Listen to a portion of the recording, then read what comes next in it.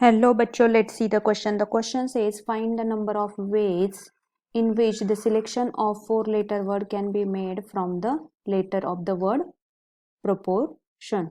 So इस question को solve करने के लिए फर्स्ट हमें कुछ की कंसेप्ट लगेंगे. की कंसेप्ट मस्ट बी हमारे पास कोई NCR formula is equals to n factorial into n minus r factorial upon r factorial.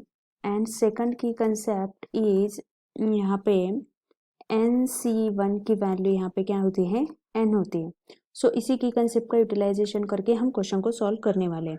So there are basically the 10 letter of the 6 different type. So ये जो है प्रो फोर TION, यहाँ पे 6 letter different है.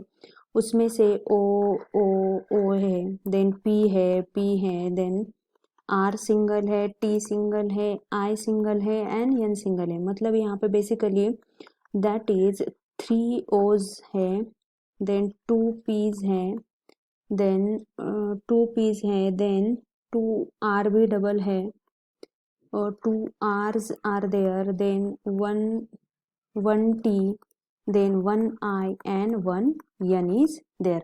So basically यहाँ पे अगर हम केस को कंसिडर करते हैं तो केस फर्स्ट में अगर हम कंसिडर करेंगे तो case first should be when 3 alike and 1 different.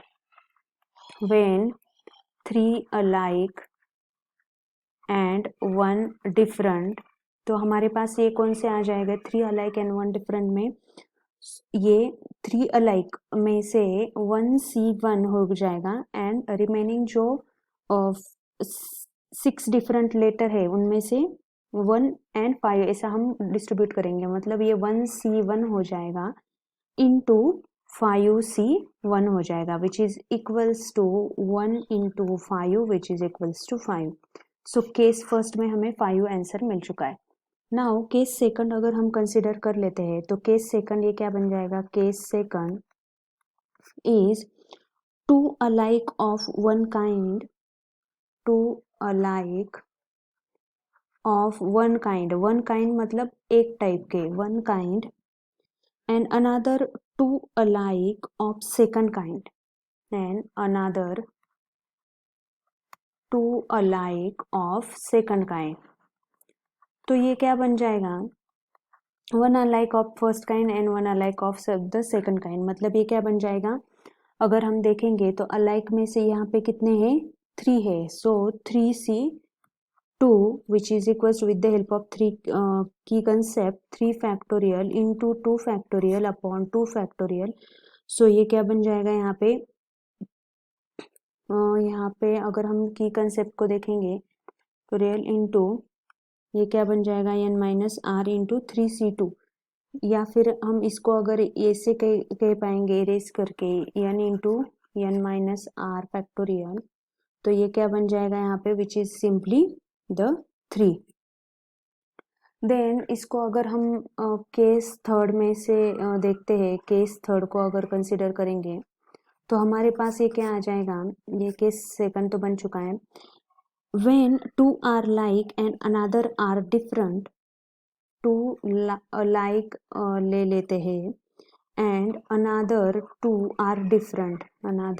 are different, मतलब हमारे पास क्या आ जाएगा, अगर 2 are alike तो 3 में से एक को सिलेक्ट करेंगे इंटू 5 में से अगेन 5 को which is equals to 3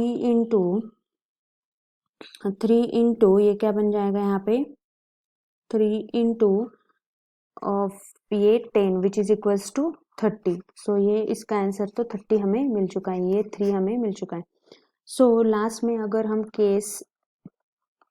last case देखते तो हमारे पास व्हेन ऑल आर डिफरेंट, तो हमारे पास ये क्या आ जाएगा, अगर ऑल आर डिफरेंट तो ये 6C4 हो जाएगा which is equals to 6 into 5 upon 2 which is equals to 15. तो हमारे पास this one is the case fourth. So total number of